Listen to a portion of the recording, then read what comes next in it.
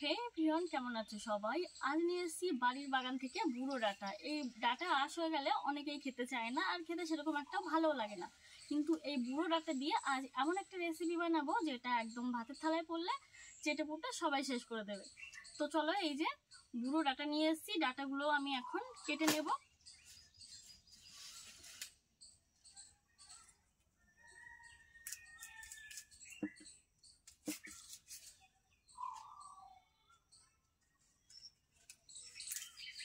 এগুলোকে অনেকে বলে সর্ষে ডাঁটা, কিন্তু আমাদের ভাষায় আমাদের এখানে বলা হয় ডাঁটা খড়খড়ি। তো তোমরা কি নামে জানো? যদি কেউ খেয়ে থাকো আগে অবশ্যই আমায় কমেন্টে জানাবে। ডাঁটাগুলো হালকা একটু শক্ত হয়ে গেছে, তার জন্যই বললাম যে বুড়ো ডাঁটা। বাজারে তো তোমরা সব সময় ডাঁটা কিনতে পাও, তো চটজলদি রেসিপিটা হয়ে যায় খুবই অল্প সময়ে। তোমরা কিন্তু একবার ট্রাই করতে পারো। যারা রেসিপিটা আগে খেয়েছো তাদের তো নতুন করে কিছু বলার নেই, তারা জানে যে কতটা টেস্ট এই রেসিপিটাতে। আমাদের বাড়ির সবারই খুব প্রিয়।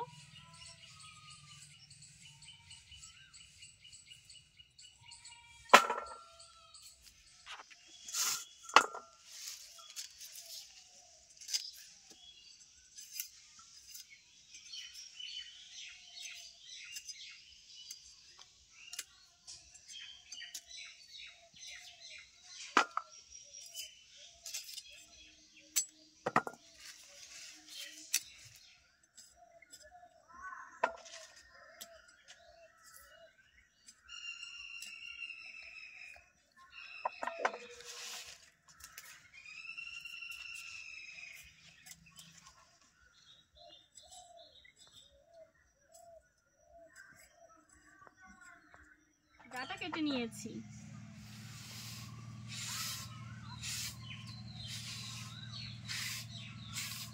অনেকদিন তো বৃষ্টি হয়নি, তাই ডাঁটার পাতাগুলো এরকম লাল হয়ে গেছে। আর বাড়ি থেকে যেহেতু একটুখানি দূরে, সবসময় জলও দেওয়া যেত না, তার জন্য তাড়াতাড়ি আঁশ হয়ে গেছে, শক্ত হয়ে গেছে।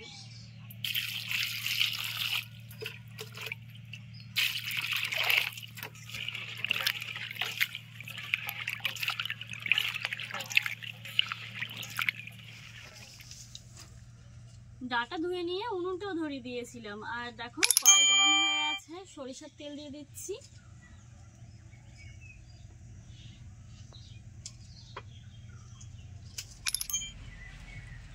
দিয়ে দিলাম শুকনো লঙ্কা,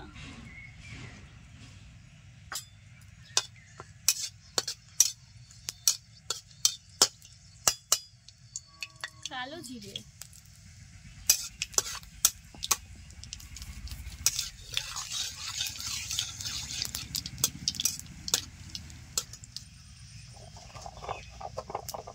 ডাঁটা দিয়ে দিচ্ছি।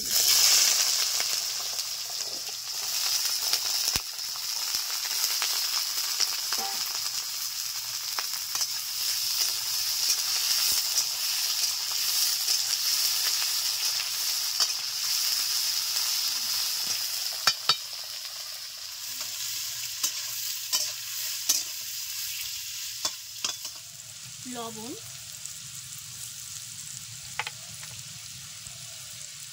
হলুদ গুঁড়ো,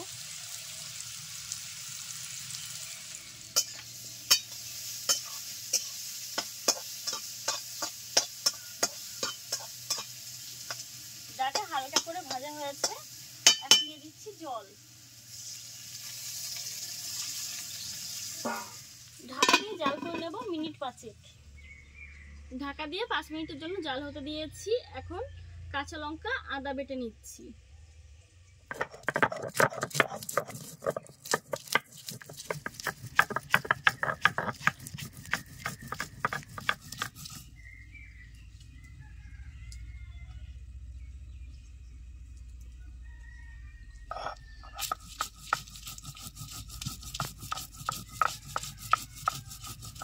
আদা বাটা হয়েছে, এখন দিয়ে দিচ্ছি সরিষা। আমি এখানে বাড়ির কালো সরিষা নিয়েছি, এগুলো আমাদের নিজেদের জমির সরিষা। একটু জল দিয়ে বেটে নেব।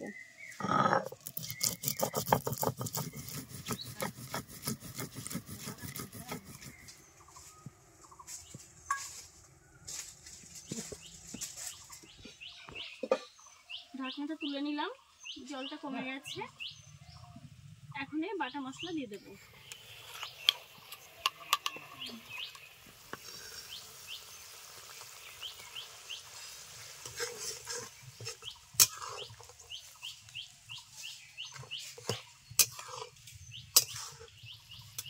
মিডিয়াম আছে 2 থেকে 3 মিনিট মতো জাল করে নেব। আর এখন বেটে নেব জিরে।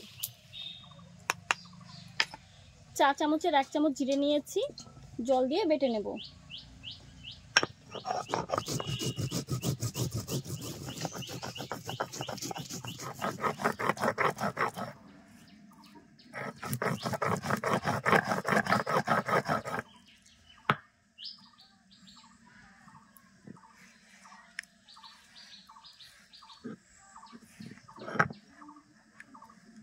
একদম মিহি করে জিরে বেটে নিয়েছি।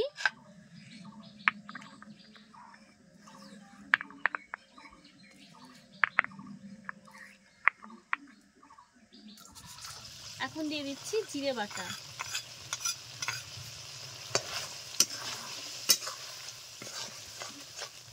দু মিনিট মতো নেড়ে চেড়ে নামিয়ে নেব।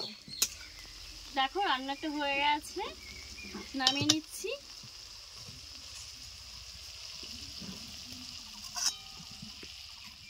গরম ভাতের সাথে খেতে অসাধারণ লাগে।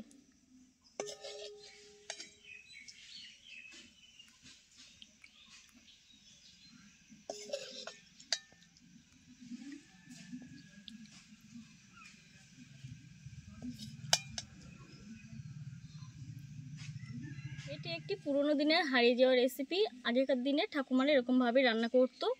তো রেসিপিটা কেমন লাগলো জানিও। এই ধরনের আরও গ্রাম্য ঘরোয়া রান্না পেতে হলে চ্যানেলটিকে সাবস্ক্রাইব করে পাশে থেকো। আর যদি তোমরা ফেসবুক থেকে দেখে থাকো তাহলে অবশ্যই ফলো করে দিও। আর লাইক শেয়ার করতে কিন্তু একদমই ভুলো না। তো আজকের মতো এখানেই বিদায় নিচ্ছি। নতুন রেসিপির সঙ্গে আবার আসবো কাল। ধন্যবাদ। সুস্থ থাকো, ভালো থাকো, টাটা।